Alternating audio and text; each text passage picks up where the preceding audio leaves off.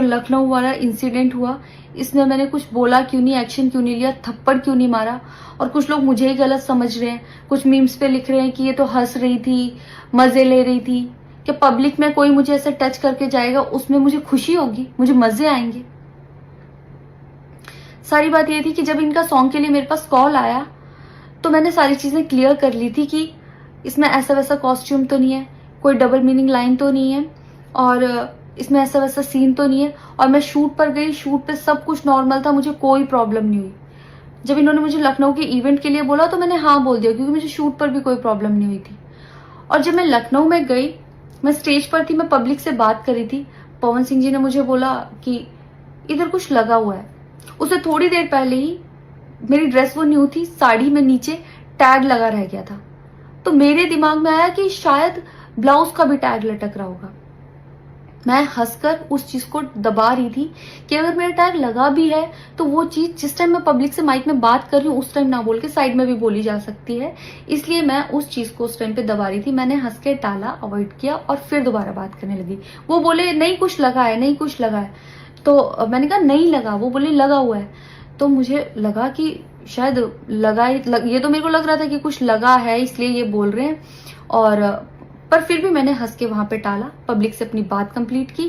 Complete करने के बाद जब मैं अपने टीम मेंबर से मैंने पूछा साइड में जाके कि कुछ लगा है, क्या लगा है, उन्होंने बोला कुछ भी नहीं लगा था। जब मैंने देखा मेरे सच में कुछ नहीं लगा था, तब मुझे बहुत ज्यादा बुरा लगा, गुस्सा आया और रोना भी आया। लेकिन मुझे ये नहीं समझ आया कि मैं अब क्या करूं यहाँ पर, क्योंकि जहां मैं गई थी लखनऊ में, पवन सिंह जी खुद भी वहीं के रहने वाले हैं, उसी जगह पर इवेंट था। जितना वो क्राउड था वो सारा उनका फैन बेस था। उनको भगवान बोल रहे थे और भक्त बोल बोल के उनके पैरों में गिर रहे थे। वो उनका फैन बेस था, क्राउड था। तो मुझे समझ नहीं आया कि मैं क्या करूं। अगर मैं कुछ भी बोलती तो क्या वो लोग मुझे सपोर्ट करते। मेरे साथ कुल 3-4 बंदे यहाँ से गए थे, तो वहां जितना क्राउड था क्या वो लोग मेरा साथ देता। मैंने सोचा मैं बैक स्टेज जाके बात करूंगी। इतनी देर में थोड़ी देर रील्स बन के अचानक से वो उतर के चले गए बीच में ही इवेंट के। थोड़ी देर मैंने रील बनाई, अनाउंस ये किया गया कि अभी इवेंट दोबारा स्टार्ट होगा। डिनर के लिए अनाउंस कर दिया गया, मैं भी उतर के चली गई और इवेंट वहां पे खत्म हो चुका था। अनाउंस किया गया था सिर्फ कि दोबारा होगा। नेक्स्ट डे जब मैं घर आई तो मैंने देखा ये बहुत बड़ा मैटर बन चुका था। मैंने उन लोगों से कांटेक्ट करने की कोशिश की, किसी ने मेरा फोन पिक नहीं किया, ना ही उन लोगों ने फोन करके मुझसे हालचाल पूछा कि परेशान हो या कुछ भी नहीं, कोई हालचाल नहीं लिया।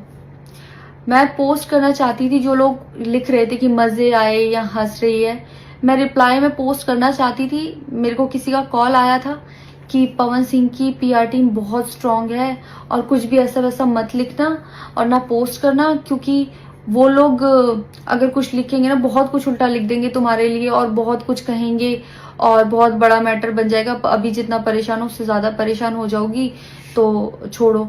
मैंने ये सोच के इस चीज को अवॉइड किया। मुझे लगा 1-2 दिन में मैटर थोड़ा ठंडा हो जाएगा, कोई बात नहीं।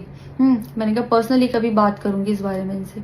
लेकिन बढ़ता जा रहा है, ऊपर से ना उनकी तरफ से कोई रिप्लाई मिला और मुझे नहीं पता कि ऐसे में मुझे क्या करना चाहिए था और क्या करना चाहिए। आप लोग मुझे बताओ, मुझे ऐसे में क्या करना चाहिए।